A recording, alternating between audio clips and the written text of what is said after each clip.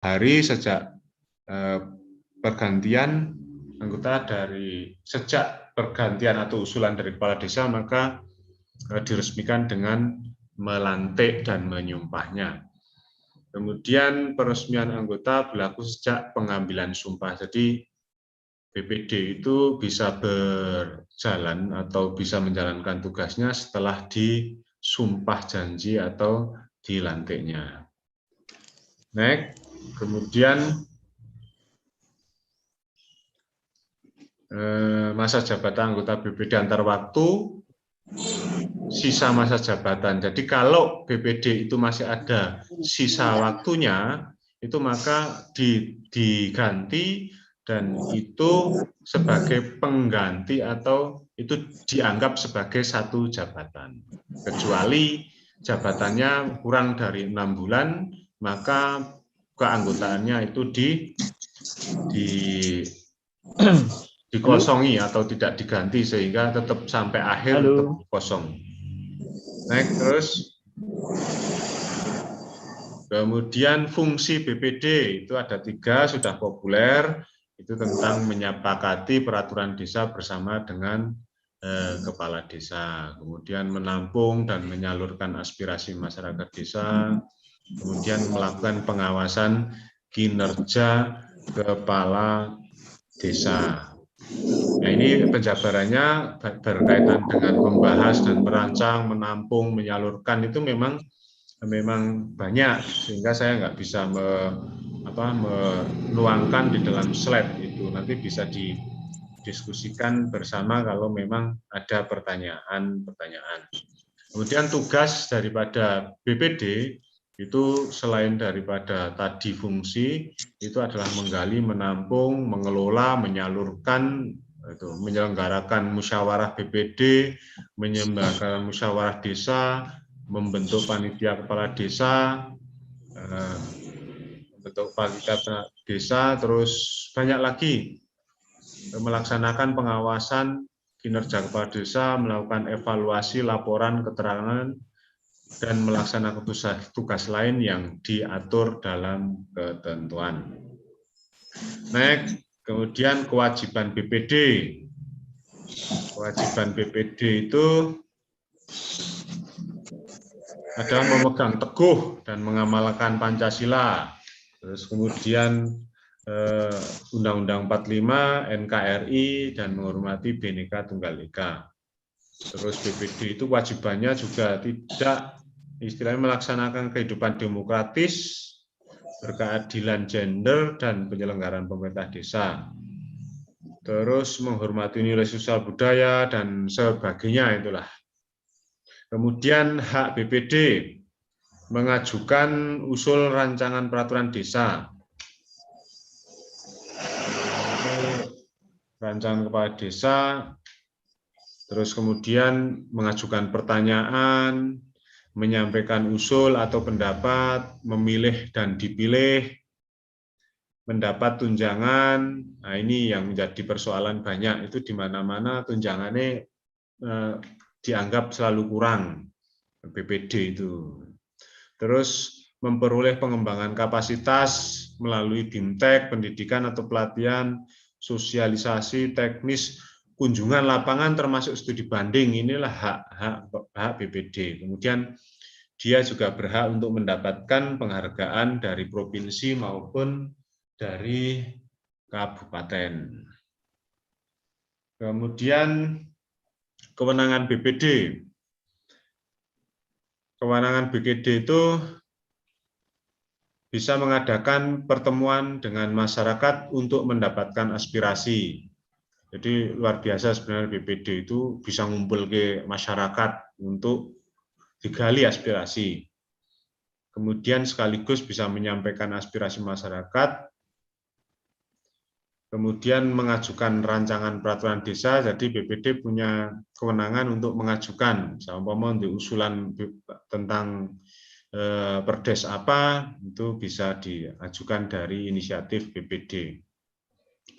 Kemudian melaksanakan monitoring dan evaluasi kinerja kepala desa. Terus kemudian meminta keterangan tentang penyelenggaraan pemerintah desa kepada pemerintah desa. Jadi kewenangan BPD ini hampir sama persis seperti kewenangan DPRD ya. Karena memang sudah dianggap seperti DPRD, jadi hampir sama lah, yang sifatnya sebagai wakil rakyat. Kemudian larang BPD. Larangan BPD itu merugikan kepentingan umum, meresahkan, mendiskriminasikan, melakukan KKN. Nah, KKN ini kalau korupsinya karena BPD kan biasanya nggak megang proyek, nggak boleh megang proyek. Ini korupsinya maka relatif sedikit lah. Kalau kolusi nepotismenya bisa lah, bisa. Tapi kalau korupsinya kayak sangat tidak mungkin. Saya sebagai BPD kalau korupsi itu nggak mungkin karena nggak megang proyek dan nggak megang uang. Terus menyalahgunakan kewenangan, melanggar sumpah janji jabatan, merangkap jabatan sebagai kepala desa, jadi BPD tidak boleh merangkap dan perangkat desa. Kayaknya nggak mungkin lah. Kalau merangkap nanti akan merancaukan tugas-tugasnya. Mosok sebagai teknis kemudian diawasi DW itu kan nggak mungkin.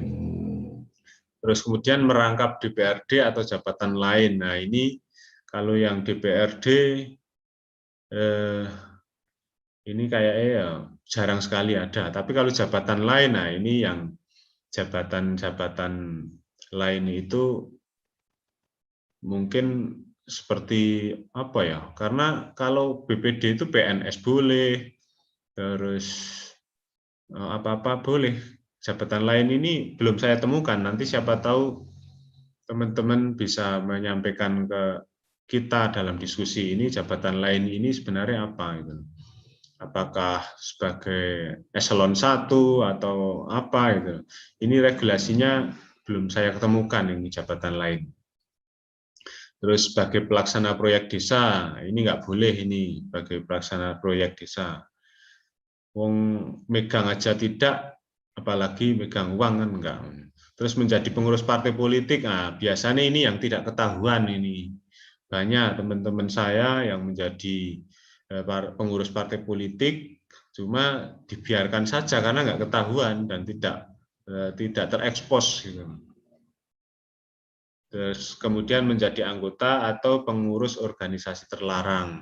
Nah ini di Indonesia sudah kelihatan bahwa organisasi yang terlarang itu seperti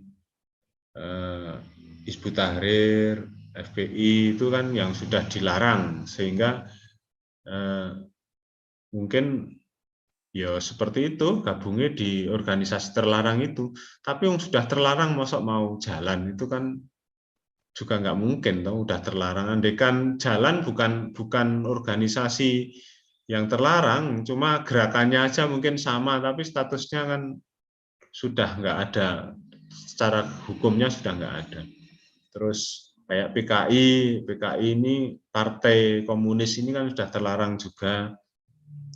Mungkin organisasi secara luas juga seperti itu. Cuma ideologis dan gerakannya mungkin yang disamakan sehingga banyaklah humor di masyarakat bahwa oh PKI masih hidup, PKI masih hidup. Kemudian selain daripada larangan itu ada tata tertib. Jadi setelah BPD itu menjabat dan resmi dilantik dan disumpah, dia punya beban untuk membuat tata tertib karena dari perbuatan atau kegiatan BPD di dalam rumah tangganya BPD itu ya diatur dari tata tertibnya, mulai dari keanggotaannya, bagaimana, terus fungsi, tugas, hak, kewajiban keanggota BPD itu, waktu musyawarah, terus pengaturan mengenai pimpinan musyawarah, itu ada quorum, seumpama ketua atau pimpinan itu nggak bisa hadir itu siapa, itu dalam tata tertib. Terus tata cara musyawarahnya, termasuk kalau tata cara musyawarah itu ngedok palunya, 1 kali, 2 kali, dan sebagainya itu diatur di dalam tata tertib. Terus tata laksana dan menyatakan pendapat. Nah, tata laksana menyatakan pendapat ini bagaimana seumpama ada pertemuan atau masyarakat yang berkaitan dengan kinerja kepala desa itu menyatakan pendapatnya itu bagaimana. Nah, ini diatur di dalam tata tertib BPD. Kemudian pembuatan berita acara musyawarah BPD.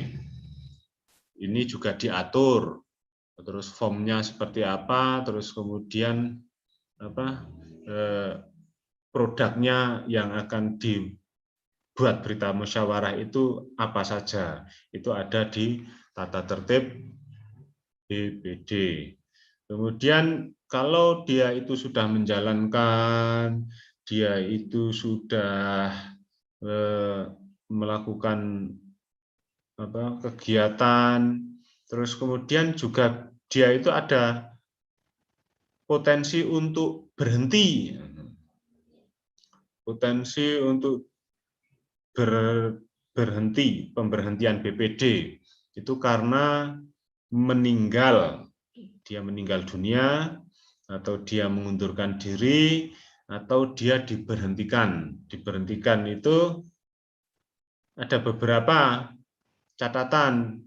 Pemberhentiannya tidak hadir dalam 6 bulan tanpa alasan, tidak melaksanakan kewajiban, melanggar sumpah janji atau kode etik, terus dia melakukan korupsi atau melakukan tindak pidana yang diancam 5 tahun.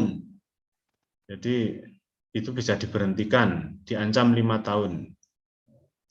Terus jadi sing jadi tolak ukur bukan putusannya tapi ancamannya. Terus kemudian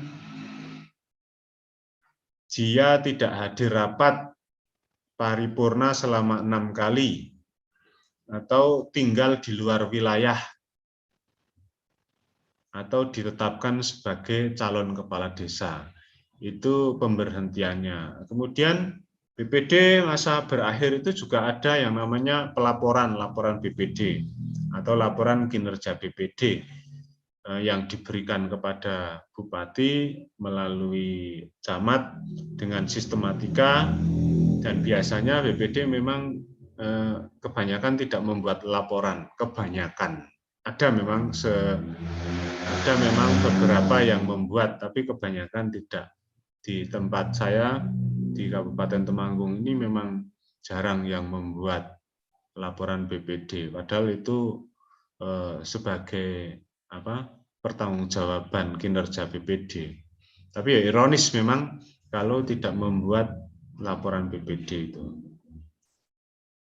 Terus mungkin itu yang dapat saya sampaikan berkaitan dengan materi yang saya sampaikan. Nanti bisa disambung dengan diskusi, karena memang materi yang saya sampaikan ini secara ringkas saja, dan saya yakin teman-teman sebenarnya sudah paham berkaitan dengan tata kelola desa termasuk BPD ini.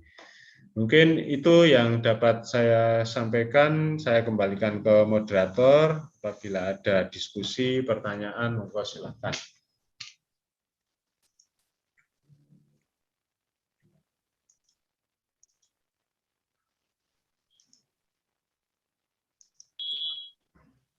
Silakan Mas Munir. Oh, Mas Munir kedip Pak. Sinyal paling. Oke, baik. Saya coba ambil alih Mas ya. Ya. Kita jalan. Saya kasih kesempatan karena sudah ada 3 yang mengumpulkan atau angkat tangan. Kita mulai dari sekian penjelasan tadi sudah memang dibuat kerangka begitu agar menarik untuk didiskusikan. Kita masih ada waktu 1 jam untuk berdiskusi. Kita mulai, Mas Didi Jepara. Silakan Mas. Oke. Pak Haji, yang saya tanyakan itu dalam setahun itu BPD itu ikut musyawarah desa berapa kali? Misalkan dalam pembentukan KPD atau Sinyalnya kali Mas, diulang Mas supaya Mas Jamal enggak. Hujan Pak di sini. Oh iya. Ya saya tanyakan berapa kali dalam setahun BPD mengikuti musyawarah desa? Di antaranya itu penyusunan RKPD dan yang lain. Oke. Saya kira jelas pertanyaannya. Silakan Mas Jamal. Tidak ditampung dulu Pak Ketum. Oh, ditampung aja. Oke, baik. Kita lanjut pada pertanyaan kedua dari orang kedua, Mas Angga. Monggo Mas, dihidupkan dulu, di mute. Oke. Assalamualaikum warahmatullahi wabarakatuh. Dan atas nama Susanto Anggara dari Desa Kaligang Sawetan, Kecamatan Brebes. Mau pertanyaannya simpel Pak. Apakah boleh anggota BPD atau ketua BPD merangkap jabatan sebagai ketua RT atau ketua RW setempat? Sekian, terima kasih. Baik, terima kasih. Sekalian aja ini Mas Firka. Ayo. Di mute dulu. Audionya Mas. Coba Mas.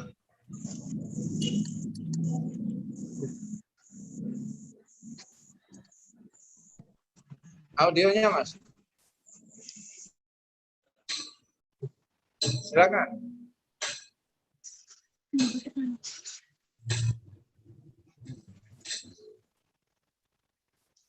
Belum. Audionya Mas. Coba, silakan. Oh, Mas Munir sudah. Mas Werka, audionya masih.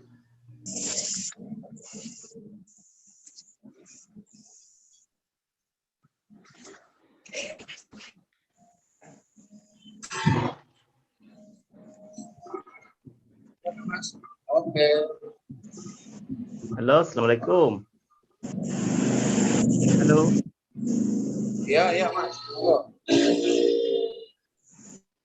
Ini yang saya mau pertanyakan ini ringkas saja, yaitu masalah BPD kan biasanya ada itu anggaran-anggaran untuk bantuan. Apakah boleh BPD bermohon untuk bantuan seperti pertukangan dan lain sebagainya? Cukup? Halo? Iya, cukup. Masih lagi? Iya, itu saja. Oke, baik. Silakan Mas Jamal. Ya, terima kasih Pak Ketua. Jadi 3 hal ini, yang pertama berkaitan dengan Musdes. Musdes itu memang tidak ada pengaturan secara pasti yang saya temukan di dalam regulasi berapa kali itu harus melakukan itu berapa kali. Cuma sampingannya adalah di saat ada kegiatan lain itu harus dimusdeskan. Nah, maka bukan berapa kalinya, tapi ada kegiatan apa itu maka musdes dilakukan. Nah, jadi bukan berapa kalinya ya. Contoh, sing memang harus dilakukan manakala ada kegiatan reguler mulai dari RPJM. Nah, RPJM itu reguler tapi 6 tahun sekali itu tetap dimusdeskan. Terus RKPDes yang setiap setahun sekali itu regulernya pasti dilakukan. Terus jadi setiap ada regulasi yang muncul maka musdes basicnya, termasuk musdes tentang pertanggungjawaban, dan termasuk ada musdes evaluasi yang memang selama ini tidak pernah dilakukan musdes evaluasi. Itu musdes-musdes reguler yang dilakukan. Jadi kalau berapa kalinya itu nggak ada ketentuan. Tapi di mana ada kebutuhan yang memang dibutuhkan oleh desa, maka di situ ada musdes. di saat mengeluarkan perdes, beberapa perdes, maka di sana ada musdes. Nah, dan musdes ini juga ada istilahnya banyak kegiatan kalau di dalam aturan Permendagri tentang musdes itu salah satunya ada tentang perencanaan, tentang aset desa, pengolahan aset desa itu dimusdeskan. Jadi semua kegiatan yang sifatnya harus ada persetujuan atau sifatnya apa ya namanya Strategis. itu strategis, maka itu harus dimusdeskan. Itu menurut Permendagri tentang musdes, nomornya berapa itu tahun 2018 atau berapa itu, saya lupa. Jadi tidak ada ya ketentuan berapa kali dan minimal atau maksimal, itu enggak ada. Tapi di mana ada kebutuhan yang sifatnya strategis, maka di situ dimusdeskan. Nah, salah satu dasar musdes itu adalah Permendagri tentang musdes itu. Di sana ada tata caranya, persiapannya, peserta yang datang siapa saja, terus pendanaannya termasuk, pendampingnya siapa, termasuk LBH itu bisa dihadirkan di dalam musdes dalam rangka menjadi narasumber ahli. Itu bisa. Jadi jawaban berkaitan dengan musdes berapa kali, maka bisa berkali-kali, tidak bisa diminimalkan atau tidak bisa dimaksimalkan. Itu yang pertama. Kemudian yang kedua, merangkap BPD merangkap jabatan. Kalau di Permendagri itu yang tidak boleh merangkap jabatan sebagai kepala desa atau perangkat desa, kemudian merangkat DPRD, kemudian merangkat menjadi pengurus partai, terus kemudian merangkap sebagai atau merangkap pada jabatan lainnya. Disinilah jabatan lainnya ini, karena tidak ada kepastian di Permendagri itu yang saya lihat, maka ada pengaturan di dalam Perda atau Perbub, bahkan ada Perdes yang bisa mengatur tentang BPD atau pengaturan tentang jabatan, rangkap jabatan. Jadi, nah sekarang merangkap RT atau RW boleh atau enggak?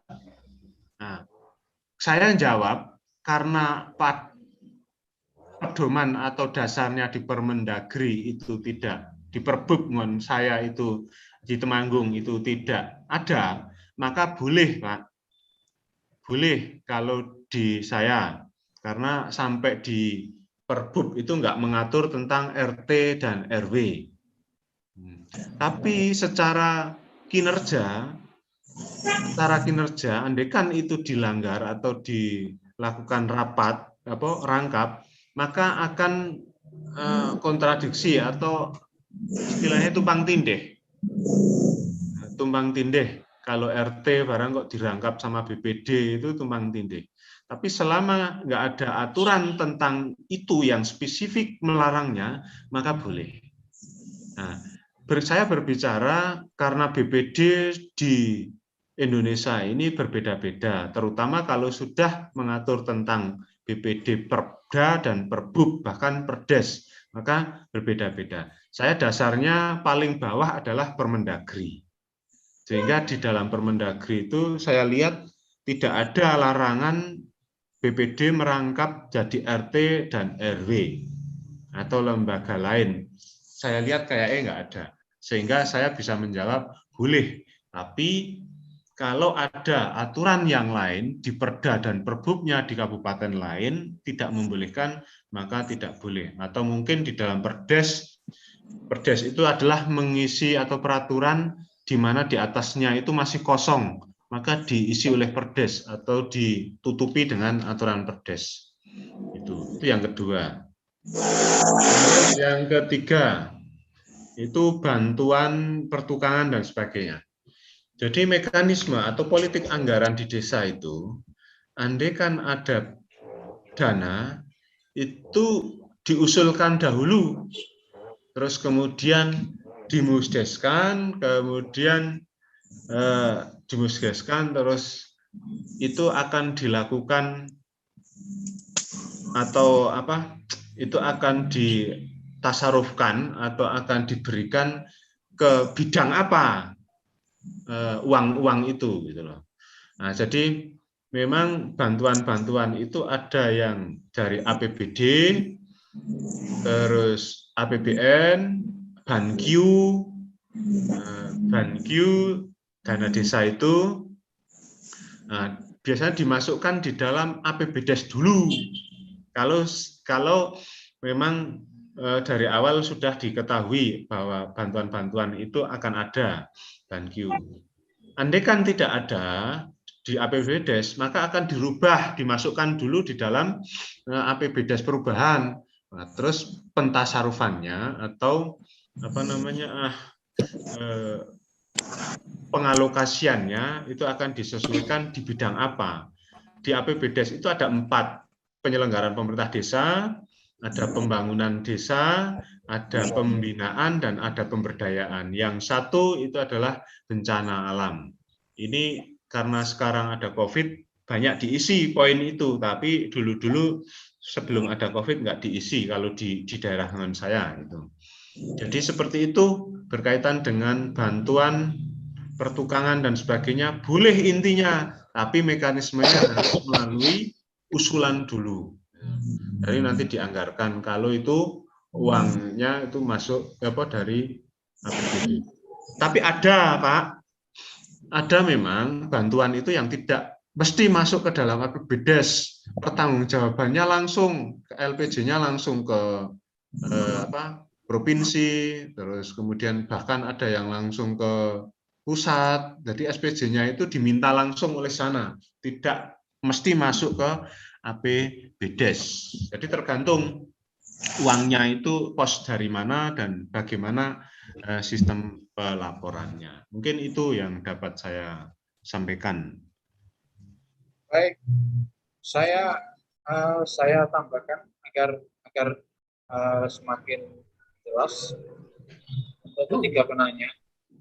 Ya memang benar jawaban Mas Jamal itu aturannya secara ilmu dapat saya sampaikan Mas Didi bahwasanya Musdes itu baru saja tulisan saya beberapa minggu yang lalu tentang macam-macam Musdes. Musdes itu pada intinya adalah bila ada hal yang bersifat strategis. Kemudian dari sinilah kemudian Musdes itu ada Musdes yang reguler, esensial. Jadi tidak ada Musdes sus, sudah ada. Jika selama tahun 2020, 2021 kemarin itu ada yang menggelar Musdes khusus, itu salah. Tidak ada klausul hukumnya itu. Menteri Desa itu ngawur. Lewat pendamping menggunakan kata Musdes khusus itu tidak ada regulasinya. Yang ada adalah Musdes insidensial. Musdes reguler itu sudah jelas banyak, Mas. Artinya itu dimenangkan sekurang-kurangnya 1 kali dalam 1 tahun Musdes. Tetapi jika ditelusuri karena berjalan kebutuhan tadi, maka ada reguler itu terkait dengan ada reguler 6 tahunan karena RPJMdes, ada tahunan karena ada RKPdes, pembenahan LPPdes atau LKPPdes, itu evaluasi per semester. Juga ada namanya adalah musyawarah desa pelaksanaan pembangunan. Nah, di situ mengevaluasi dan sebagainya. Itu sedangkan kalau urusan ada hal yang bersifat insidensial, misalnya terkait dengan pandemi, Musdes menentukan itu BLT ini harus Musdes biaya, itu berarti ada perintah aturan di atasnya. Karena ada perintah, maka harus diwujudkan, tidak bisa. Nah, itu model-model semacam ini namanya insidensial. Selama ada program itu ya mudes. Kalau nanti selesai ya sudah. Ada yang misalnya harus diputuskan menentukan penerima itu DTKS itu per semester. Kemarin juga dirapatkan lagi, ditambah frekuensinya itu per 1 bulan. DTKS ini data kesejahteraan sosial itu.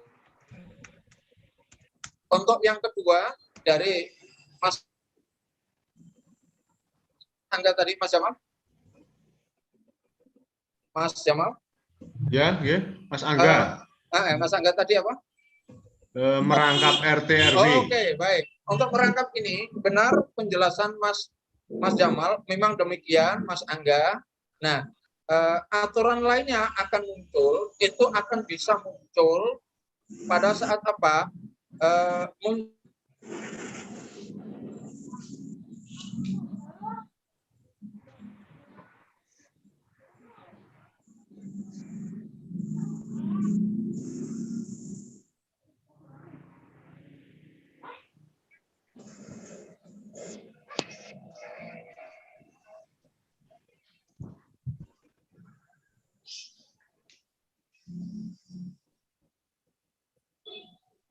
Suaranya nggak keluar, Pak. Kalau ada kekosongan hukum dan tidak diatur wilayahnya, kecamatan A dia kebetulan suami.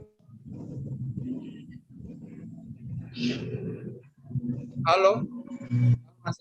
Jadi kalau bupati tidak membuat aturan, Mas, maka perdes harus dibuatkan, tetapi tidak bisa masuk di tata tertib BPD, bisa masuk dengan perdes tentang LKD. Perdes LKD bisa dituangkan bahwa pengurus LKD dilarang merangkap jabatan sebagai BPD. Munculkan kalau perdes tentang LKD tidak ada, ya itulah jadinya apa? Ada kosong hukum terus. Dan di desa-desa di Indonesia ini hampir semuanya nggak jelas.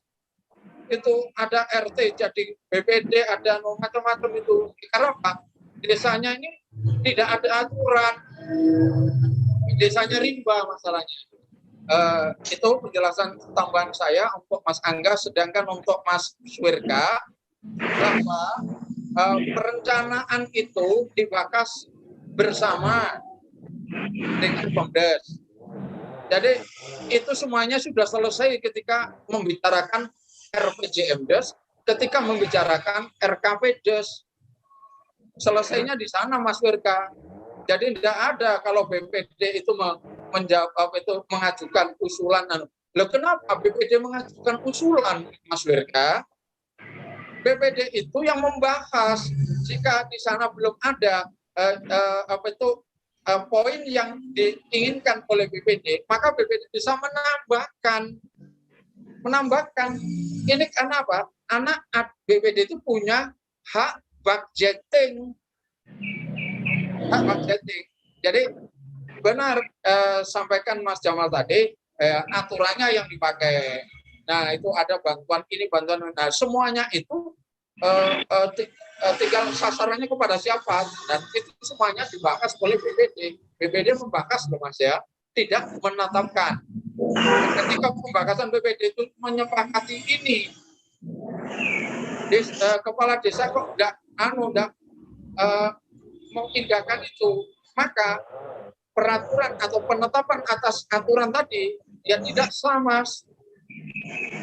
Inilah akhirnya muncul apa di desa itu ada APBdes versinya pembahasan BPD, ada APBdes versi Siskudes. Nah, ini jangan sampai terjadi nanti. Demikian tambahan saya. Silakan dilanjut. Kembali Mas Munir, namanya sudah bisa aktif lagi. Ya, mohon maaf tadi sinyalnya hilang. Iya, saya yang beralih ini tadi. Monggo, Mas Munir, lanjut. Enggak apa-apa. Silakan yang lain bertanya. Monggo, silakan untuk Silakan jika ingin ada yang bertanya bisa langsung. Halo. Bisa bertanya? Ya, silakan. Bisa langsung saja. Sebelumnya, Ya. sebelumnya video belum bisa saya nyalakan karena di sini masih terlalu gelap ya, ada di dalam ruangan. Bisa saya bertanya, Iya. Pak? Pertanyaan saya, Pak, adalah mengenai tentang kekuatan BPD. Dari siapa ini? Dalam yang dari Angga, Pak.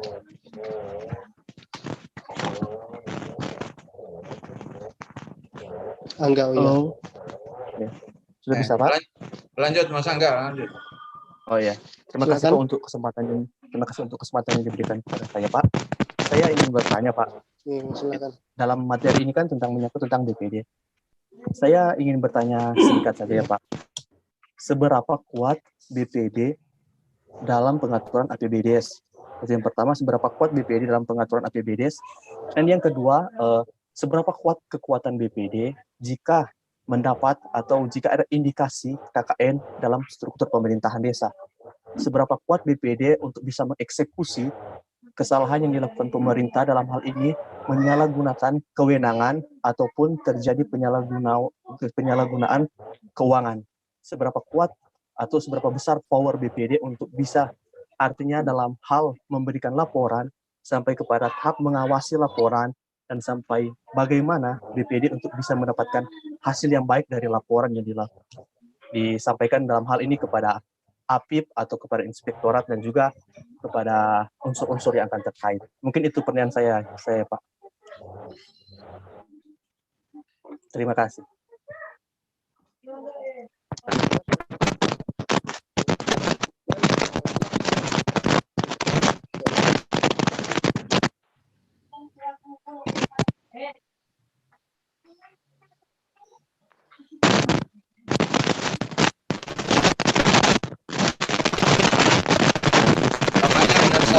Satu Mas Bambang, Mas Jamal, silakan dijawab. Oh ya. Jadi berkaitan dengan berapa kuat dalam APBDes. Jadi APBDes itu adalah perdes dan perdes itu memang harus dibahas dan disepakati bersama. Maka kekuatannya bahas dan disepakati bersama, maka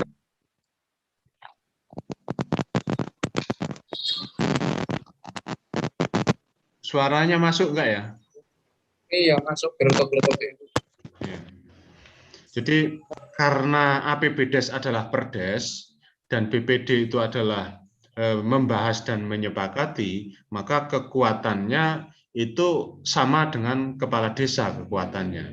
Kalau perdes itu kok tidak disepakati oleh BPD, maka tidak jadilah itu perdes.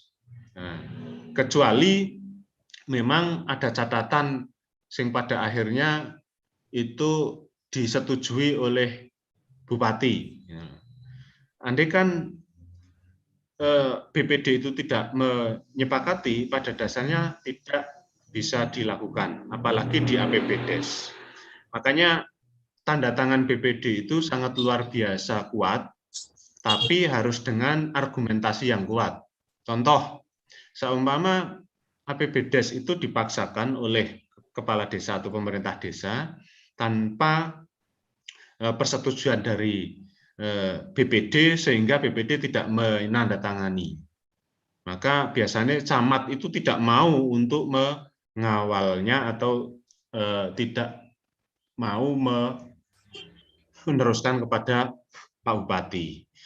Terus kemudian bagaimana kalau BPD tidak menyepakati dengan tidak berargumentasi yang kuat, maka pagunya atau APBDes itu tetap bisa dijalankan, tapi pagunya pagu tahun sebelumnya. Sehingga kedudukan BPD dalam APBDes memang luar biasa kuat sekali. kalau di Temanggung di saat BPD itu tidak mau menyetujui, maka camat tetap akan turun gunung, turun ke desa. Kenapa ini kok tidak menyetujui? Karena juga penentunya memang antara BPD dan kepala desa. Itu berkaitan dengan berapa kuat BPD dalam APBDes. APBDes itu perdes. Kemudian yang kedua, berapa kuat BPD dalam mengawasi atau ada penyimpangan baik terhadap perbuatan maupun penggunaan dana, itu bagaimana? Memang di dalam pengawasan BPD itu ada yang namanya evaluasi dan monitoring. Kita terbatas karena tidak bisa masuk ke dalam audit laporan. Hanya monitoring dan evaluasi itu saja dari LPPKD, dari laporan penyelenggaraan pemerintah desa, itu yang dimonitoring. Dan tapi dalam pelaksanaan BPD itu diberi kewenangan banyak sebenarnya berkaitan dengan aspirasi. Saumpama di desa itu ada indikasi kuat penyalahgunaan sing memang sudah diketahui secara umum, tanpa harus melihat saja, tanpa harus melihat pembukuan laporan secara detail, kita atas dasar aspirasi maka kita bisa melaporkan ada indikasi kuat penyalahgunaan. Jadi semakin BPD itu kalau melihat regulasi yang ada, semakin tidak dirinci secara detail, maka semakin kuat BPD itu masuk dari arah mana saja, terutama dari arah aspirasi. Nah, aspirasi itu apa? Aspirasi ada penyalahgunaan, aspirasi adanya kecurangan, aspirasi berkaitan dengan perilaku. Nah, itu bisa kita maknai sebagai aspirasi masyarakat, sehingga kuat sebenarnya BPD di dalam kedudukan di dalam pengawasan terhadap perilaku maupun kinerja. Nah, sebenarnya yang tidak kuat itu yang bagaimana?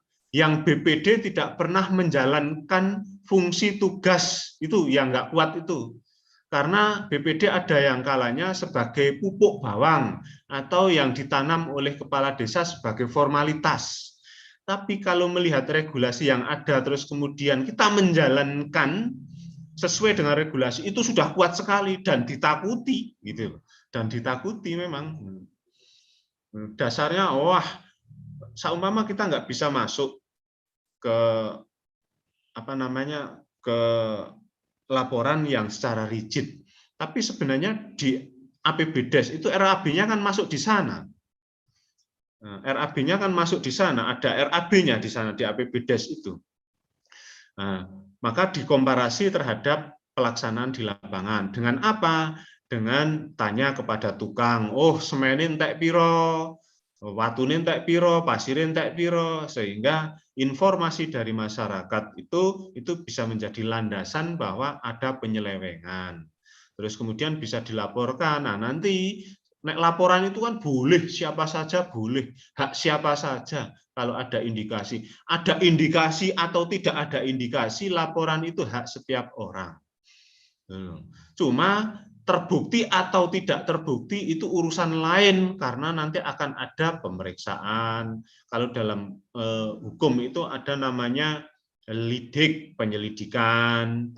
Penyelidikan itu adalah menentukan ini perbuatan tidak pidana atau bukan. Nah, nanti kalau memang ada perbuatan tidak pidana, naik menjadi penyidikan. Itu ada pelakunya. Selain ada perbuatannya, juga ada pelakunya, maka bisa diteruskan. Nah, tapi dalam hal penggunaan dana desa, setelah ada MOU 3 kementerian, bukan 3 kementerian, 3 instansi, baik Kapolri, Kejaksaan, dan Kemendagri, bahwa berkaitan dengan dana desa tidak akan serta-merta diproses maka akan diberi kesempatan 60 hari untuk mengembalikan. Itu MOU, sehingga tidak bisa langsung diproses hukum. Kalau dilaporkan boleh, tapi untuk diproses itu memang nunggu dulu karena ada MOU. Itu berkaitan dengan temuan-temuan. Sehingga kesimpulannya bahwa BPD itu bagaimana, beberapa kuat, sakjane kuatnya luar biasa. Neng lakoni apa ora karo BPD ini kuwi gitu. Itu jawaban saya. Mal,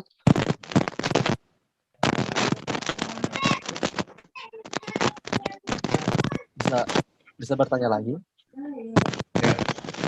Pak,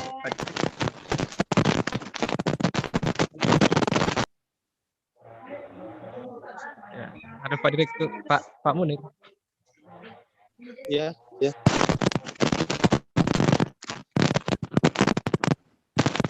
Halo, Silakan bisa langsung aja. bisa bertanya lagi, Pak? Ya, ya. Halo, Silakan, Pak. Halo, Mas Bapak. Mas Angga, Iya, saya tambahkan dari Mas Jamal. oh iya. Iya, Apa Pak. yang disampaikan oleh Mas Jamal sudah luar biasa, memang bagus. Itu posisi BPD atau bargaining posisinya itu sebenarnya BPD itu sangat kuat terhadap pengambilan keputusan yang kemudian oleh BPD disebut dengan kesepakatan bahwa sebuah peraturan itu bisa diusulkan dari dua sektor atau dua lini, dua pihak. Ada peraturan desa ini yang diusulkan oleh kepala desa, ada yang peraturan desa itu diusulkan oleh BPD. Kalau diusulkan oleh kepala desa, maka apabila BPD ini tidak sepakat, tidak akan jadi peraturan. Cuma BPD ini ketika sepakat atau tidak sepakat itu harus merujuk pada aturan yang berlaku. Sehingga di dalam pembatasan peraturan desa, posisi BPD, sikap BPD ini atau pengambilan keputusan BPD ini bisa jadi tiga macam. Ada yang sepakat tanpa catatan, ada sepakat dengan catatan, dan menolak dengan alasan hukum. Itulah yang dimaksud dengan Mas Jamal dengan argumen yang kuat. Argumen yang kuat yang dimaksud adalah alasan secara yuridis. Itu. Nih, kalau hanya logikanya itu logika pikir, tidak bisa karena ini tata pemerintahan, maka logikanya adalah logika hukum. Itu yang dimaksud dengan bahasa Pak Jamal tadi dengan argumen yang kuat. Tuh. Nah, ini berarti BPD ini meskipun kuat tidak boleh bersumber kuat-kuatan karena keputusan yang diambil itu tidak boleh hanya seenaknya. Pokoknya saya nggak sepakat, nggak bisa begitu. Nggak ada pokoknya. Jadi tiga tadi, sepakat tanpa catatan, sepakat dengan catatan, atau menolak dengan alasan hukum. Ketika sepakat dengan catatan, maka di sini tidak hanya keputusan BPD tentang persepakatan, tapi harus dilambari atau dilampirkan itu berita acara persepakatan antara BPD dan kepala desa. Ada berita acaranya. Itu bisa dilihat pada Permendagri nomor 111.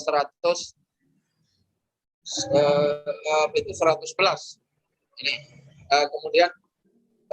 kemudian ini terkait dengan BPD ini bisa kuat dan tidaknya sesungguhnya adalah tergantung BPD-nya sendiri tadi. Sampaikan Mas Jamal bahwasanya kalau mau melaksanakan tugas dan fungsinya atau tidak, kalau tidak ya yang menjadi tidak kuat, BPD akhirnya jadi itu hanya jadi sekedar stempel saja.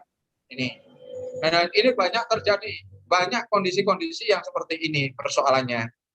Ini. Itu tambahan saya untuk Mas Angga.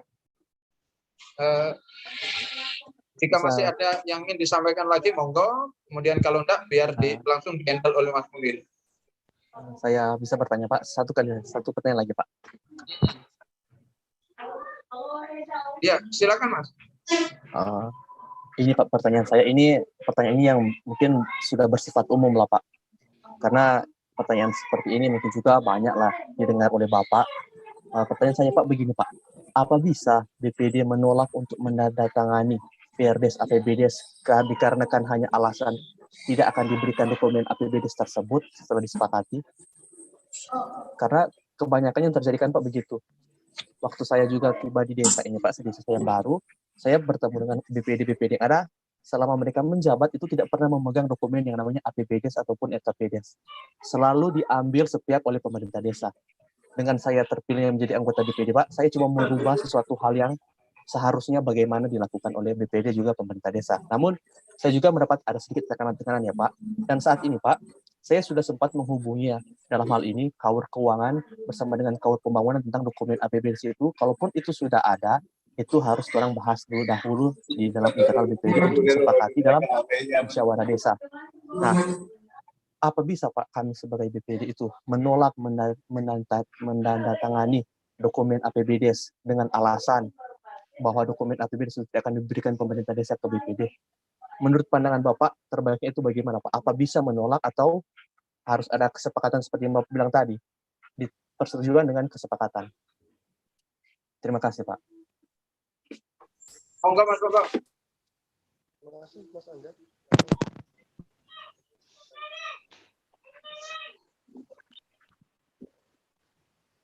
Mas Jamal. Ya. Monggo. Oh ya. Jawab.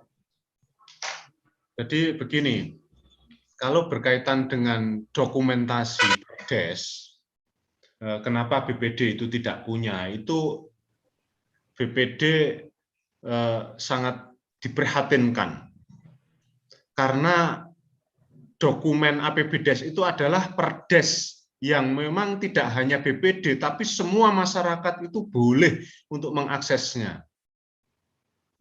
Boleh, karena itu adalah dokumen publik. Masyarakat akan mengakses itu dilindungi oleh Undang-Undang Keterbukaan Informasi Publik. Kalau sifatnya itu adalah perdes.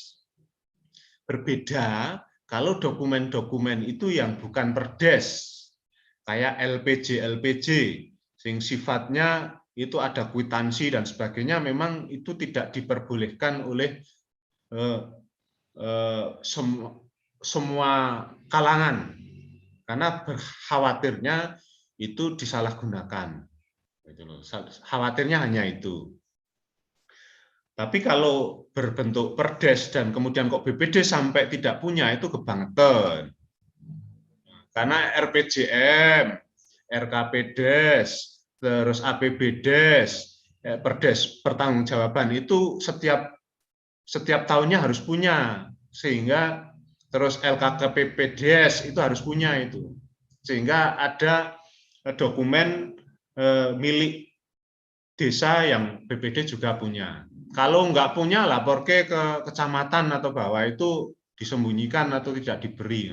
Saya yakin nggak sampai ke situ, karena itu perdes, jadi boleh saja. Di dalam perdes APBDes itu ada satuan, namanya ada RAB-nya di sana. Jadi anggaran pembangunan berapa, itu unsurnya dari apa saja ada di APBDes itu. Bahkan sampai perdes LPG pertanggungjawaban itu juga realisasinya juga masuk di sana. Sehingga sebenarnya kita sudah tidak keberatan untuk menggali informasi dari pembangunan itu dan bisa mendeteksi aslinya ini ada penyelewengan atau enggak itu dengan dokumen-dokumen itu. Tapi saya menyayangkan kalau nggak punya, sampai nggak punya bentuk perdes itu. Terus kemudian yang kedua, apa bisa BPD itu menolak?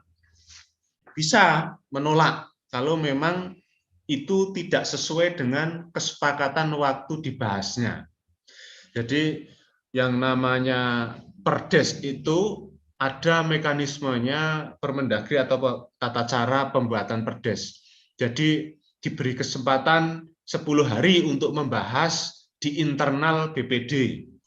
Nah, di sana nanti dibahas internal, kemudian kayak dibahas bareng-bareng. Nah, di saat dibahas bareng-bareng itu ada catatan-catatan dari BPD. Nah, sehingga seumpama tidak ada titik temu, deadlock, nah, titik temunya, maka bisa juga tidak menyepakati. Nah, kalau tidak menyepakati harus berdasarkan argumentasi yang kuat. Andaikan tidak, itu pun, andaikan tidak berdasar yang kuat, terus tidak ditandatangani, itu pun mereka tidak semudah itu untuk menjalankan APBDes, dan uang tidak akan cair itu. Uang itu nggak akan cair kalau APBDes, perdes itu tidak ditandatangani oleh BPD, nggak bakalan cair untuk tahun berjalan. Tapi andaikan cair, itu paling pagunya adalah pagu tahun sebelumnya. Karena nggak mungkin kalau uang nggak dicairkan. Jadi ada pengecualian. Mungkin itu. Dan saya beberapa kali memang tidak mau tanda tangan sebelum dibahas secara detail dan matang. Andaikan dibawa ke kecamatan, ditolak. Karena kita itu nggak bahas, gitu loh. Kita nggak bahas, akhirnya dikumpulkan lagi, dibahas secara detail. Dan disitulah kita itu saat membahasnya bisa mengkritisi sampai kesatuannya. Ini untuk apa saja, terus harganya kok sampai besar-besar. Ini bisa mengkritisi kita di dalam pembahasan itu. Maka baik menolak atau enggak itu sebenarnya kita sudah tahu kalau dibahas secara mendetail. Jadi seperti itu. Mas, Pak, pertanyaan saya tadi, Pak, bisa saya sedikit interupsi, Pak. Silakan, Mas. Begini, Pak. Pertanyaan saya tadi, Pak, itu adalah mengenai apa bisa kami BPD menolak untuk menandatangani dokumen APBDes dengan alasan bahwa pemerintah desa tidak akan memberikan dokumen itu kepada kami. Apakah alasan itu bisa, Pak, kami pakai untuk menolak dokumen APBDes? Karena juga kan setelah dibahas dalam musyawarah desa itu juga kan ada evaluasi dari bupati melalui camat. Tentunya juga dalam evaluasi tersebut itu pastinya juga kami BPD harus mengetahui. Dan dalam hal pembahasan dari pemerintah desa dengan pihak kecamatan dalam hal ini mengatasnamakan bupati, itu juga kan seringkali ada sesuatu yang mungkin sudah dibahas dalam musdes, tapi tidak diberitahukan kepala desa kepada kami sebagai BPD. Artinya sudah main-main diam-diam lah, Pak. Artinya sudah mulai tidak transparan. Nah, itu yang menjadi pertanyaan saya, Pak. Apakah bisa kami tidak menandatangani dokumen atau PRDes APBDes karena alasannya pemerintah desa tidak memberikan kami dokumen tersebut, atau bagaimana, Pak? Terima kasih, Pak. Ya, moderator. Ya, halo Mas Jamal. Kayaknya Mas Lode mau menjawab. Ya. Dibantu Mas Lode. Monggo. Monggo Mas Lode. Iya, terima kasih banyak Pak Direktur. Mohon maaf Pak Dr. Jamal.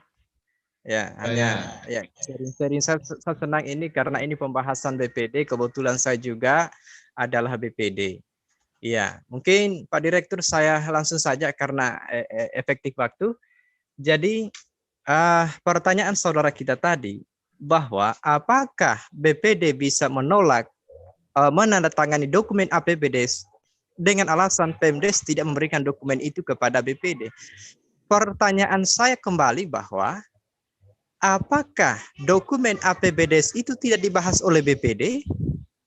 Ya, kalau dibahas di BPD berarti dokumen PRDes APBDes itu ada di tangan BPD. Ya, jadi makanya dalam pembahasan internal musyawarah paripurna pembahasan Raperdes itu dokumen APBDes itu harus dikopikan, harus digandakan, dan itu harus dibawa kepada BPD. Betul sekali apa yang disampaikan tadi Bung Jamal, bahwa Raperdes itu dibawakan oleh BPD, dibawa Pemdes ke BPD paling lambat 10 hari tiba di meja BPD itu sudah dibahas internal. Nah, setelah dibahas internal, ada catatan-catatan. Disitulah BPD mengundang kepala desa untuk melakukan musyawarah paripurna pembahasan Raperdes, APBDes itu. Nah, di sini kan dokumen itu kita pegang. Di sini dokumen kita pegang. Terus, dalam pembahasan itu, jika semua sepakat tidak ada masalah, baik BPD maupun Pemdes, maka lahirlah keputusan yang dinamakan keputusan BPD tanpa catatan. Yang kedua, ketika ada catatan atau koreksi dari BPD, maka di situ akan ada namanya setuju dengan catatan. Artinya bahwa BPD itu harus membuat nota persetujuan antara BPD dan Pemdes, yang mana di situ yang harus dirubah. Ya, yang mana di situ yang sudah bagus. Di situ di nota persetujuan BPD dan Pemdes itu sudah harus terurai. Ya, supaya nanti setelah diperbaharui kembali, dokumen itu kembali lagi dibawakan ke BPD untuk ditandatangan itu. Ya, karena apa? Ada dokumen di sana, dokumen BPD yang harus ditandatangani. Yang pertama, keputusan BPD tentang persepakatan APBDes itu harus ditandatangani oleh Ketua BPD. Yang kedua adalah berita acara. Nah, berita acara ini harus semua anggota BPD bertanda tangan di sana.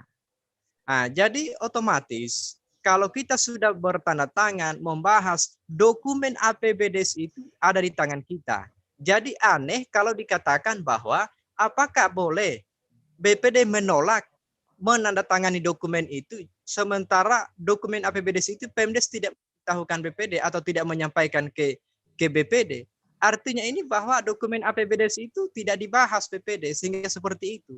Nah, disinilah kita punya kelemahan, kekurangan kita mungkin, termasuk juga kepada diri saya sendiri bahwa hal-hal yang sedemikian ini, inilah Palira hadir untuk memberikan resep kepada kita semua agar penyakit-penyakit yang ada dan ini sudah membudaya di hampir seluruh penjuru tanah air ini sedikit demi sedikit bisa kita hilangkan, tentunya dengan memahami tata kelola regulasi, tata kelola desa, terutama kita sebagai lembaga BPD di sini. Saya kira demikian, Pak Adir. Terima kasih. Terima kasih, Bung Jamal. Oke. Ya.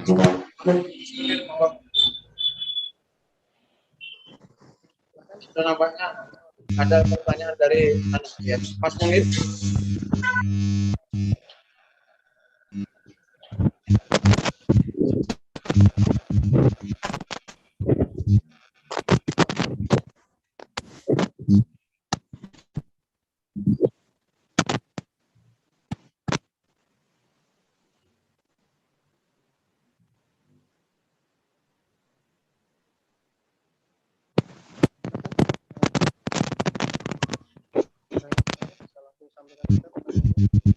Mohon izin Pak Haji, numpang tanya sekali lagi.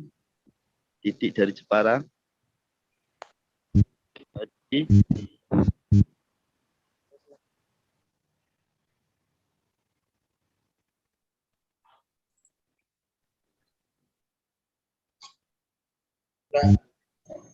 Dan keluar suaranya Mas. Ya, Assalamualaikum. Pak, numpang tanya lagi, apabila ada seorang BPD yang kurang aktif dalam kinerjanya, misalnya dalam setahun itu ada 6 pertemuan musda di desa, tapi ternyata dia hanya datang 2 kali. Itu apakah ada sanksinya? Kebetulan kan saya perangkat desa, jadinya kan bisa lihat yang aktif apa enggak gitu. Terima kasih. Assalamualaikum warahmatullahi wabarakatuh. Waalaikumsalam. Monggo Mas Jamal. Ya. Jadi berkaitan dengan BPD yang aktif atau tidak aktif, berkaitan dengan pengaturannya itu diatur selain dari Permendagri, Perda dan Perbub, itu ada spesifik namanya tata tertib BPD.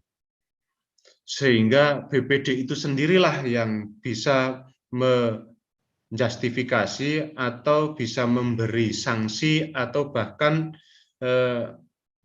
mengusulkan untuk memberhentikan, tapi diatur dulu melalui tata tertib BPD. Tata tertib BPD karena itu adalah amanah dari Permendagri dan Perda dan Perbuk, maka itu juga tidak sembarangan buatnya. Setelah buat tetap ada dikoreksi juga.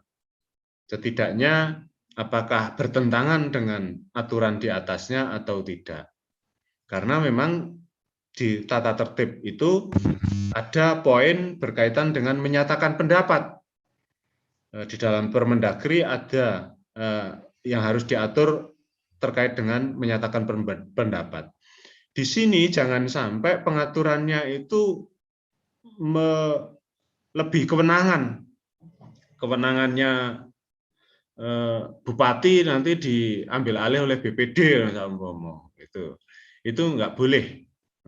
Sehingga berkaitan dengan pertanyaan bagaimana sanksi terhadap BPD yang tidak aktif, seumpama rapat 6 kali kok hanya 2 kali, nah, itu di dalam tertib pengaturannya seperti apa? Kalau sudah diatur, nah, maka kalau itu kok tidak dijalankan, maka masyarakat itu bisa menggunakan haknya menyampaikan aspirasi. Nah, karena kalau kepala desa diawasi oleh BPD, BPD nggak ada yang ngawasi kecuali rakyat. Maka rakyat juga harus kritis juga ngawasi BPD-nya itu. Wah, BPD ini kok aktif gitu. Jangan sampai hanya makan gaji atau tunjangan buta saja gitu. Nah, dan perangkat desa dalam hal sebagai rakyat bisa menyampaikan itu, tapi jangan kapasitas sebagai perangkat desa. Tapi sebagai rakyat itu menyampaikan. Nah, itu bisa nanti. Karena BPD itu adalah perpanjangan daripada rakyat. Jadi seperti itu, Pak.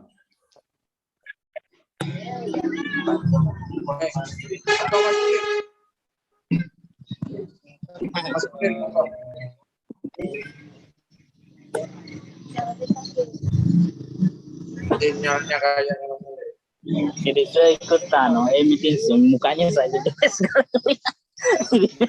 Jadi saya malas. Mas Munir, monggo. Mas Julianto ini kayaknya ngambil. Ya. Terima kasih Pak Ketua. Terima kasih Pak Jamal. Saya Pak Jamal, perkenalkan saya Julianto Pak dari BPD di wilayah Serang, Banten. Yeah. Dan saya BPD baru kurang lebih 3 bulan. Tapi alhamdulillah berkat bimbingan dan saya masuk ke Palira itu ilmu yang saya dapatkan tentang ke-BPD-an maupun tata kelola desa itu sudah sangat luar biasa. Sehingga di sini posisi atau peran dari Palira sangat luar biasa untuk saya. Pak Jamal tadi menyampaikan materi yang luar biasa. Jelas nggak Pak Jamal suaranya? Ya, jelas. Ya. Nah, itu luar biasa materi yang disampaikan. Cuman ada sedikit menambahkan, karena tadi Pak Jamal kan ada kalimat bahwa di sini adalah kita tukar pendapat dan juga mungkin ada yang mau menambahkan. Kan gitu Pak Jamal ya? Ya, betul. Nah, tadi dasar hukum untuk BPD sendiri itu tidak hanya Undang-Undang Nomor 6 tahun 2014 dan juga Permendagri Nomor 110, tidak hanya itu Pak. Tapi kalau menurut saya itu ada kita klasifikasikan 2. Dasar hukumnya yang tingkat nasional dan juga tingkat daerah. Kalau tingkat nasional itu yang pertama jelas Undang-Undang Nomor 6 tahun 2014 tentang desa, kemudian peraturan pemerintah Nomor 43 beserta perubahannya, kemudian Permendagri Nomor 110, dan yang terakhir Permendagri Nomor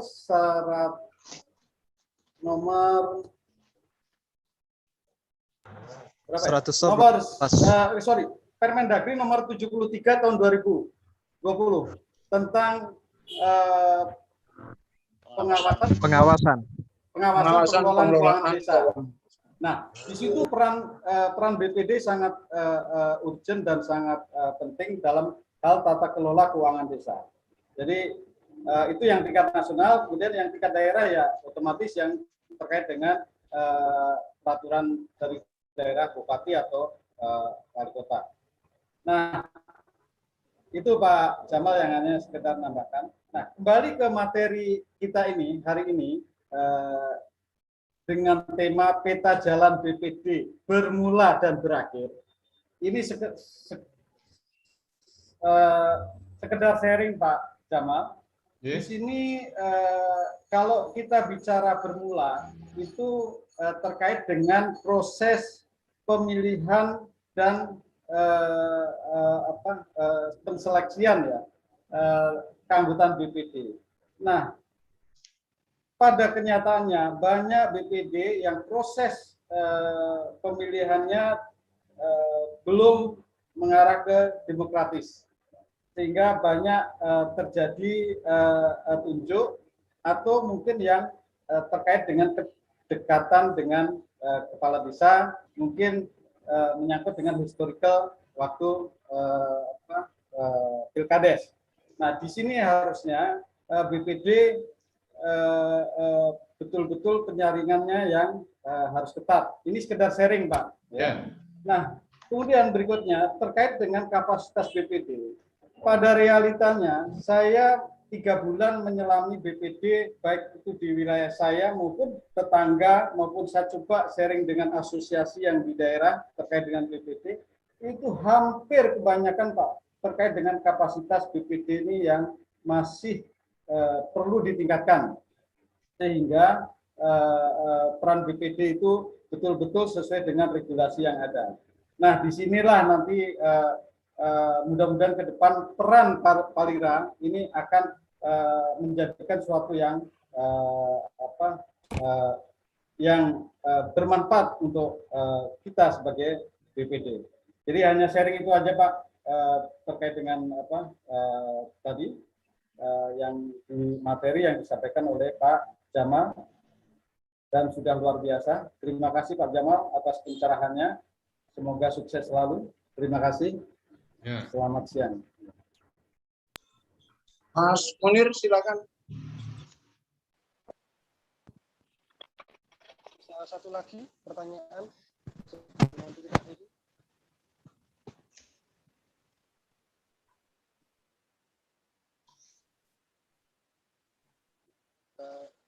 Ingin tanya, saya beri kesempatan satu kali lagi.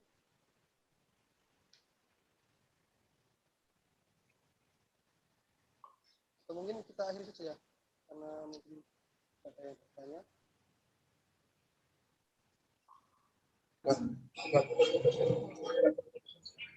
Sedikit menambahkan mungkin Pak moderator, menambahkan moderator terkait dengan pertanyaan Pak yang terakhir tadi, Pak siapa ya, Pak siapa tadi yang terakhir tadi, yang terkait dengan tata tertib dari Blora. Tadi yang Pak baju kotak-kotak merah. Jadi begini Pak, tadi terkait dengan bagaimana kalau anggota BPD yang tidak aktif, sanksinya apa? Tadi jawaban Pak Jamal sudah betul, cuma sedikit nambahkan saya, mungkin harus diperkuat di tata tertibnya Pak Jepara. Jadi di situ tata tertib, karena di Permendagri nomor 110 itu sudah tentang PPD, itu sudah jelas bahwa tata tertib itu harus mengandung minimal 7 hal terkait dengan keanggotaan, terkait dengan waktu musyawarah, terkait dengan pimpinan musyawarah, terkait dengan tata cara musyawarah dan lain sebagainya. Itu sudah ada aturannya. Nah, mungkin untuk meminimalisir ketidakaktifan anggota BPD mungkin diperkuat di situ, karena penyusunan tata tertib adalah harus disepakati atau disepakati oleh semua anggota BPD. Saya kira itu Pak, sedikit tambahkan. Terima kasih. Kembali ke moderator. Terakhir.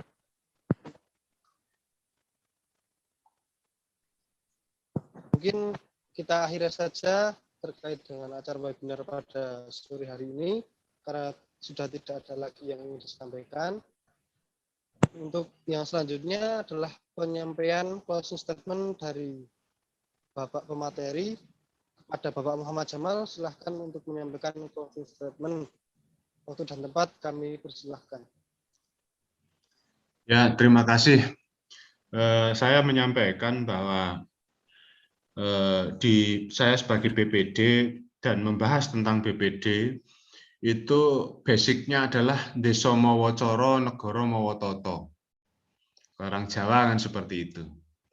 Sehingga desa masing-masing, berbeda desa itu berbeda dengan cara dan tatanya meskipun regulasinya sama.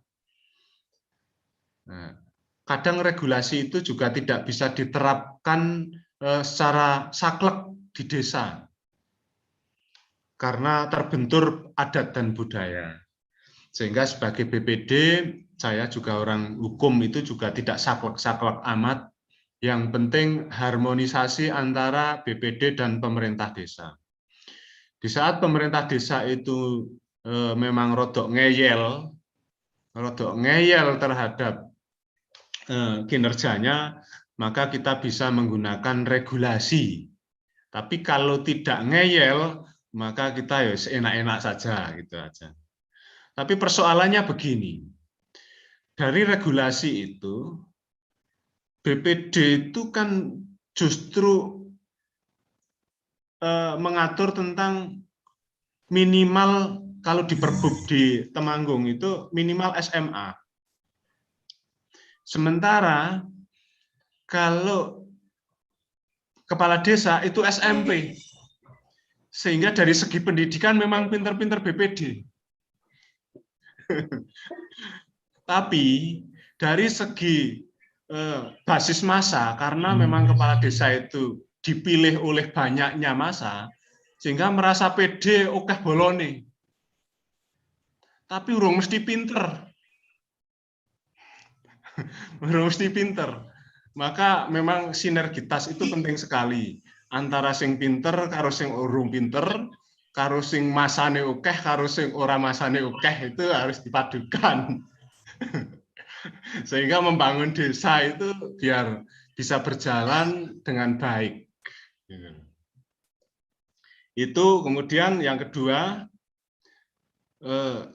saya berterima kasih sekali juga kepada Pak Lira memberi kesempatan untuk menguji lah istilahnya di keluarga besar Pak Lira, bahwa selama kita berproses ya masih seperti inilah hasilnya. Sudah sangat berterima kasih. Dan perlu diketahui juga Pak Julianto, di Temanggung ini kan saya juga punya anggota 1.700 BPD. Yang aktif itu cuma beberapa gelintir saja. Buktinya bahwa webinar ini saya share di grup, satu pun nggak ada yang ikut. Satu pun nggak ada yang ikut gitu. Sehingga memang BPD ini ada yang mau menjalankan tugas fungsinya, ada yang tidak, dan ada yang lebih pada formalitas saja sebagai penyetempel APBDes atau Perdes gitu. Atau kesepakatan yang lain, karena bisa jadi ya karena unsur politik juga.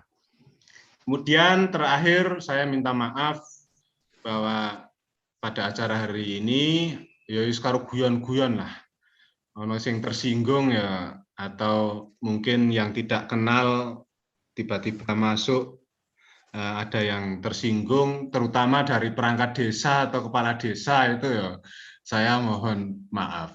Karena di Temanggung sendiri saya sebagai ketua paguyuban juga rodok memang ora patek disenengi karena gerakan saya gitu. Gerakan saya sing rada wis priye lah, semangat banget gitu. Karena Palira ini semua. Dan saya memang untuk tahun ini menghimbau kepada anggota saya untuk menganggarkan untuk BIMTEK, sehingga insya Allah tahun 22 sekabupaten akan ada penganggaran BIMTEK massal besar-besaran. Mudah-mudahan himbauan dari organisasi BPD ini sejalan sampai ke desa-desa sehingga diakomodir, dan pada akhirnya nanti peran serta Palira dalam memajukan desa di Temanggung insya Allah bisa dilakukan. Karena kalau tahun 2021 memang BIMTEK massal habis-habisan yang dikelola oleh Pemda itu sendiri, dalam hal ini oleh Dinpermades, itu tidak membuka peluang sama sekali kepada organisasi di luar Pemda untuk bisa masuk. Tapi kalau kita persiapan dari awal, mbok menowo besok itu masih ada jatahnya lah, sehingga kita bisa mengelolanya itu nanti. Mungkin itu yang dapat saya sampaikan. Pertama, terima kasih sekali, dan kedua saya mohon maaf. Saya akhiri, wa muwaffiq ila aqwamit thoriq. Assalamualaikum warahmatullahi wabarakatuh.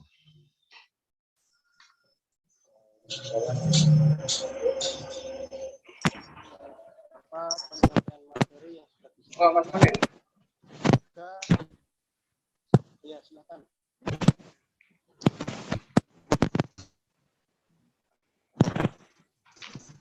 Pak Ketum Nir. Mas Munir.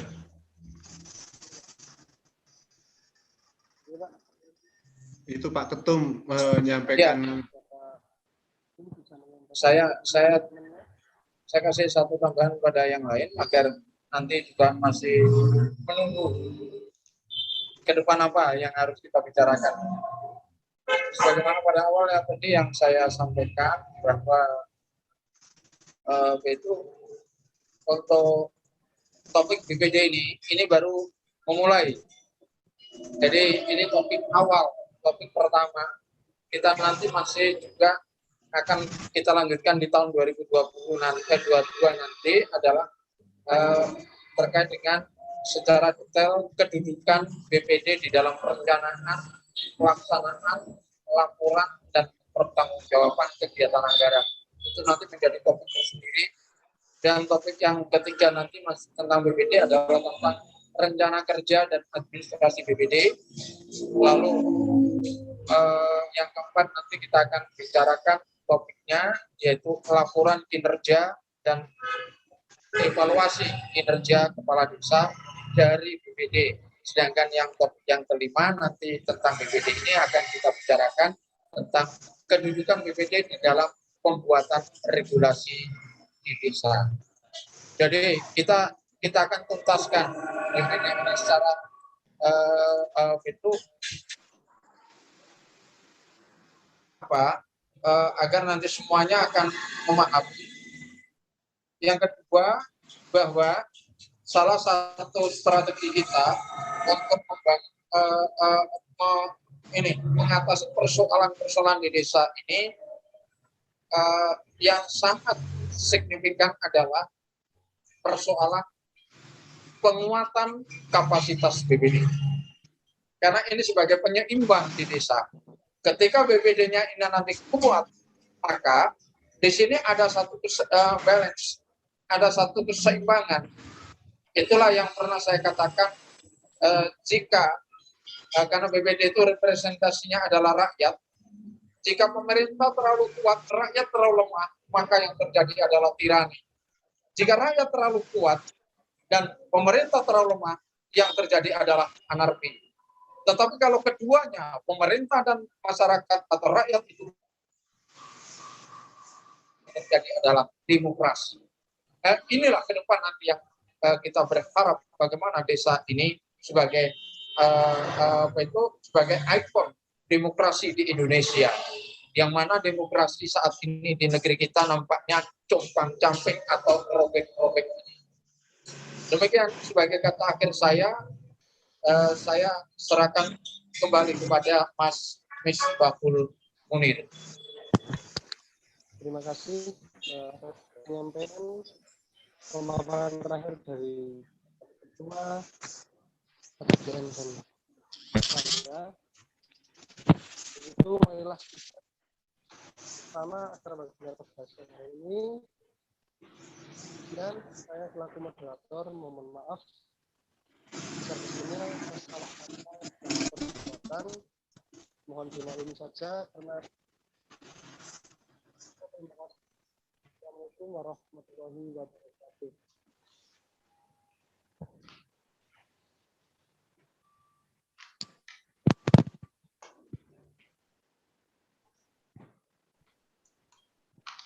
Tampaknya sinyal ya Mas.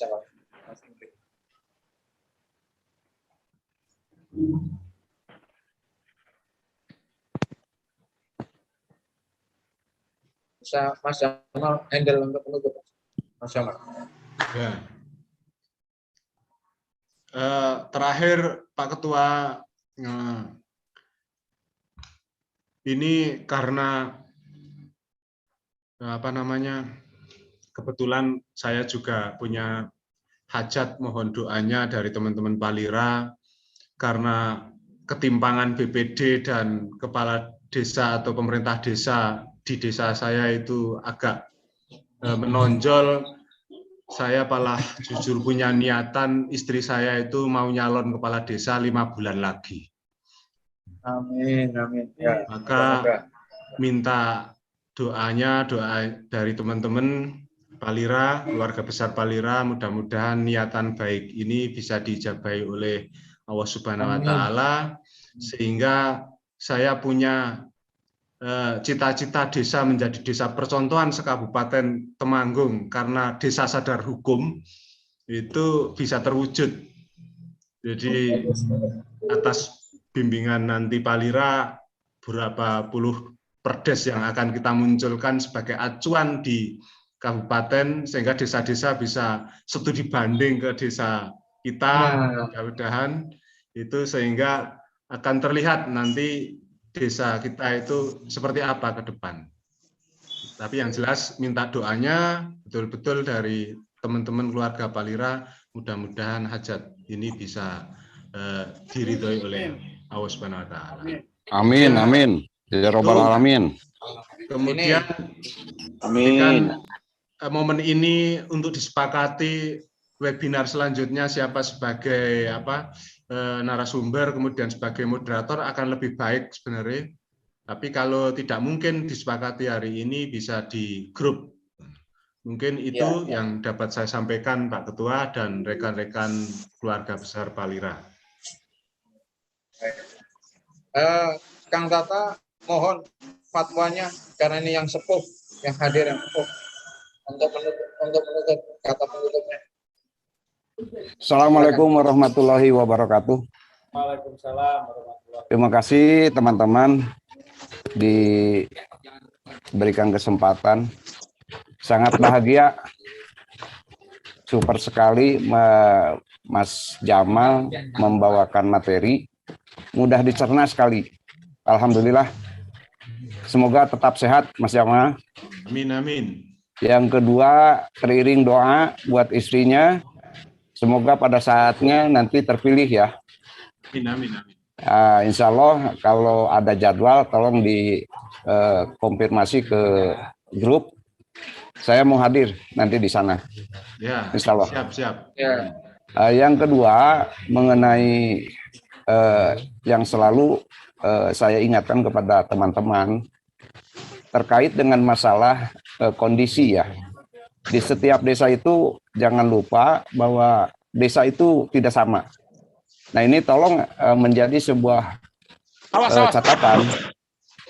catatan agar memberikan sesuatu itu mudah seperti yang dicontohi oleh Mas Jamal tadi. Terima kasih, itu saja barangkali. Nanti pada kesempatan lain saya ingin juga banyak menyampaikan tentang masalah ini. Sementara karena ini di penghujung akhir, biasanya saya monitor saja ya. Tidak perlu menyampaikan sesuatu. Yang penting ada wajah saya, terekam, barangkali itu sudah luar biasa bagi kami. Terima kasih. Lanjut, Ketua. Baik, terima kasih. Dengan tidak mengurangi rasa hormat, Mas Munir terlempar lagi soalnya, jadi saya harus mengambil alih untuk saya tutup. Namun sebelumnya saya tutup, Mas Romi monitor supaya diambil gambar dulu sebelum saya tutup. Teman-teman sekalian, mohon untuk menghidupkan videonya supaya bisa ditutup oleh Mas Romi.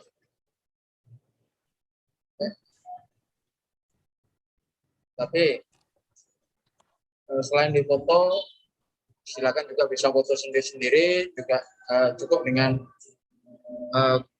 kontrol PRTSC, ya, kontrol PRTSC itu aja, nanti bisa untuk sendiri-sendiri.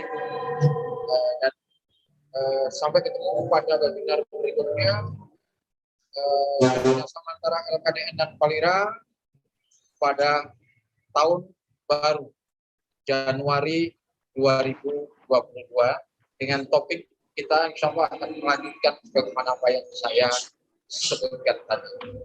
Kurang lebihnya mohon maaf atas seluruh atas nama dari LKDN dan Palira menyampaikan terima kasih.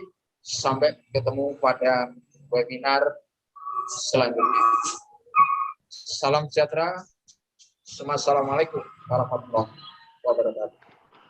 Waalaikumsalam warahmatullahi wabarakatuh. Terima kasih. Sehat-sehat semuanya. Amin, amin.